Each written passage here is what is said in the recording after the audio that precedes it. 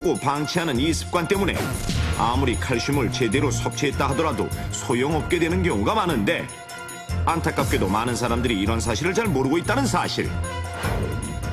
자, 그렇다면 칼슘을 제대로 섭취해도 흡수가 잘 되지 않아 뼈를 약하게 만들고 이로 인해 골다공증이 생기기도 하는 생활 속 이 습관은 과연 무엇일까요? 좋은 문제가 계속 이어집니다. 칼슘을 제대로 섭취를 해도 흡수를 방해해서 뼈를 약하게 만들고 골다공증의 원인이 되게 하는 이 습관은 무엇일까요?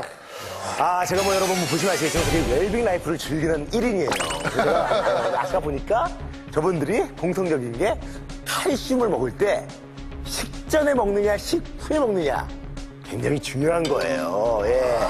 이게 음식과 잘못 만나서 화학작용을 만들어서 몸에 또 오히려면 과유불급, 과하다고 해서 좋기만 하는 게 아니거든요. 너무 과하면 또 안 좋거든요. 그래서 정답은 정확한 복용 시기에 복용을 하지 않아서 설명서를 잘 읽으셔야죠. 모두 근데 저도 약 같은데 이게 약이 적당히 복용하면 되는데 너무 과하잖아요. 너무 과해도 문제가 되는 것 같아요. 약만 먹으면 되는데 거기다 또 우유 먹고 또 칼슘, 멸치씨부죠. 또 아버님이 약사시잖아요, 아버님께서. 맞아. 오, 정확하게 알고 계시겠네요. 좋은 것만 못한 게 과해지면 좀 나빠지는 것 같아서 정답은 너무 과다 복용을 했기 때문에.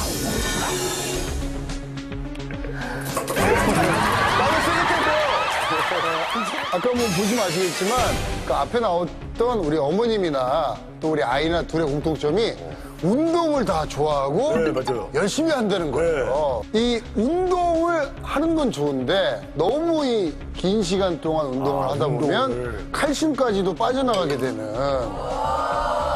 그래요? 좋은 얘기인데 안경 벗기 잘했네. 아주 좋은 얘기인데. 의미가 있는 말이야.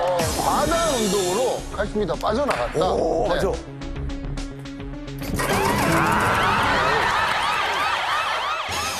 아까 그 젓갈 나왔잖아요. 그 옆집 약간 건강한 어머니는 왜 짜다 그러는데 주인공 어머니는 이게 뭐가 짜 그랬죠? 네. 짜게 먹는 습관이 있는 분이에요. 그리고 정말? 두 번째 어린아이는 뭐가 잘못됐을까요? 김치찌개나 된장찌개가 굉장히 짜잖아요. 그게 아니라 할머니들은 미각이 둔해집니다. 그쵸, 할머니. 그래서 좀 짜게 할머니랑 먹으니까. 같이 자란 아이들은 짜게 먹는 습관은 어릴 때부터 짜게 먹는 습관. 그래서 이 소금은 칼슘이 맞다. 흡수되는 걸 방해합니다. 예. 그래서 아무리 칼슘제를 먹어봐야 소금 짜게 먹는 사람들은 이 칼슘이 뼈 안으로 흡수가 안 돼. 그래서 정답은 짜게 먹는 습관이 골다공증을 유발한다. 정확합니다.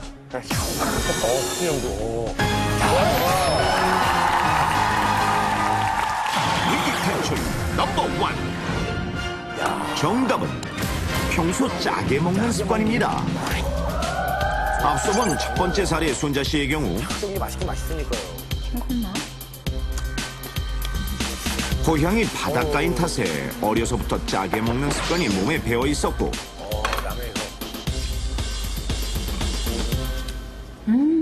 짭짤하니 이제 간이 뱄네. 짠거 맛있긴 맛있어. 두 번째 사례의 주인공 규석이 역시 할머니와 단 둘이 살면서 점차 미각이 둔화된 할머니의 짠 입맛에 길들여졌기 때문인데, 특히 평소 장류나 젓갈, 김치 등 염장류를 많이 먹는 우리나라 식단의 특성상 무의식적으로 짜게 먹는 습관이 몸에 밴 사람이 많다는 사실.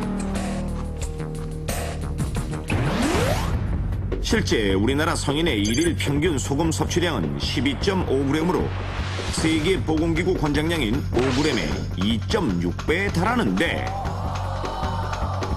자, 그렇다면 짜게 먹는 습관이 왜 뼈를 약하게 만드는 걸까요? 뼈가 약해진 상태, 즉 골다공증이란 나이가 들수록 뼈의 양이 감소하고 뼈의 강도가 약해져 골절이 일어날 가능성이 높은 상태를 말하는데, 골다공증을 일으키는 가장 큰 원인은 바로 칼슘 부족. 실제 건강한 성인은 하루 700mg, 골다공증의 위험이 있는 경우는 1000mg의 칼슘을 섭취하는 것이 바람직한데, 하지만 매일 적정량의 칼슘을 섭취하는 것이 쉽지 않을 뿐만 아니라 식품을 통해 섭취했다 하더라도 여러 가지 요인에 따라 체내 흡수율은 떨어질 수 있기 때문에 칼슘이 부족한 경우가 많다는 사실. 흔히 골다공증은 50대 이상 여성에게 많이 발병하는 것으로 알려져 있는데, 그 이유는 폐경기를 거치면서 장에서 칼슘의 흡수를 돕고 뼈에서 칼슘이 빠져나가는 것을 방지하는 호르몬인 에스트로겐이 감소하기 때문입니다. 하지만 점차 골다공증을 앓는 연령대가 낮아지고, 또 여성뿐만 아니라 남성 환자도 크게 증가하는 추세인데, 가장 큰 원인은 바로 칼슘의 흡수를 방해하는 식습관 때문으로, 그 중에서도 대표적인 것이 바로 짜게 먹는 습관입니다. 그렇다면 짜게 먹는 습관이 왜 칼슘 흡수를 방해해 뼈를 약하게 만드는 걸까요? 음식을 짜게 먹으면 체내 나트륨 농도가 높아지는데, 이때 과도한 나트륨이 소변을 통해 배설될 때 몸속에 있던 칼슘까지 함께 빠져나가게 만들어 칼슘의 손실을 일으키기 때문. 따라서 아무리 칼슘을 많이 섭취했다 하더라도 평소 짜게 먹어 몸 안에 나트륨이 많아지면 나트륨 때문에. 칼슘이 나트륨과 함께 몸 밖으로 빠져나가게 돼 결과적으로는 칼슘이 부족해지고 뼈가 약해지는 것입니다. 자, 그렇다면 실제 짜게 먹는 습관이 골밀도 수치에 얼마나 영향을 끼치는지 한 클리닉의 도움을 받아 직접 측정해 보겠습니다. 먼저 검사에 참여한 대상자는 비슷한 연령대의 여성 그룹들로, 이들은 하루 평균 1회 이상 동일한 식단으로 1년 이상 식사를 해온 사람들입니다. 첫 번째 그룹은 20대 초반 동갑내기 여대생 2명. 이들은 현재 같은 학교에 다니는 사이.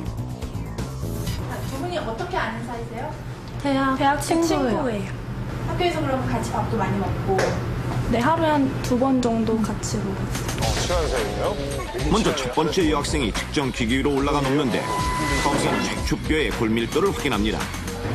첫 번째 여학생의 골밀도 검사 결과는 109%.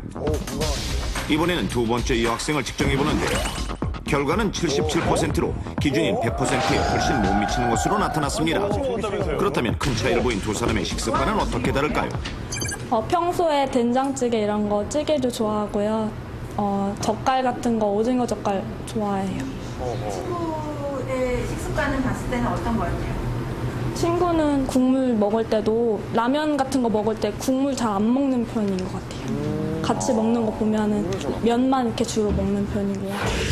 놀랍게도 평소 짜게 먹는 습관을 가진 여학생이 싱겁게 먹는 친구에 비해 골밀도 수치가 무려 32%나 낮은 것을 알 수 있는데, 두 번째 그룹은 절친한 이웃 사촌인 40대 전후 주부 2명.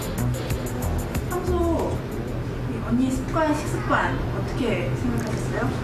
너무 자극적으로 드시더라고요. 보면은 막 이렇게 짜고 맵고 막 이런 거 저는 자극적인 거 굉장히 싫어하거든요. 거의 뭐 이렇게 사골이나 이렇게 백김치 이렇게 좀 이렇게 나물로 이렇게 좀 양념이 되지 않고 그 자연 그대로 그냥 그 음식을 섭취하는데, 윤희는 거의 막 고추장 투소미를만 먹더라고요. 이렇게 막 뭉태기를. 그래서 막 짜고 맵고 막.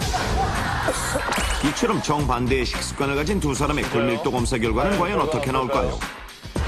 평소 싱겁게 먹는 왼쪽 주부의 경우 109%가 나온 반면, 짜게 먹는 오른쪽 주부는 99%로 10%나 골밀도가 낮았는데, 그 외에도 마찬가지로 짜게 먹을수록 골밀도 수치는 낮은 것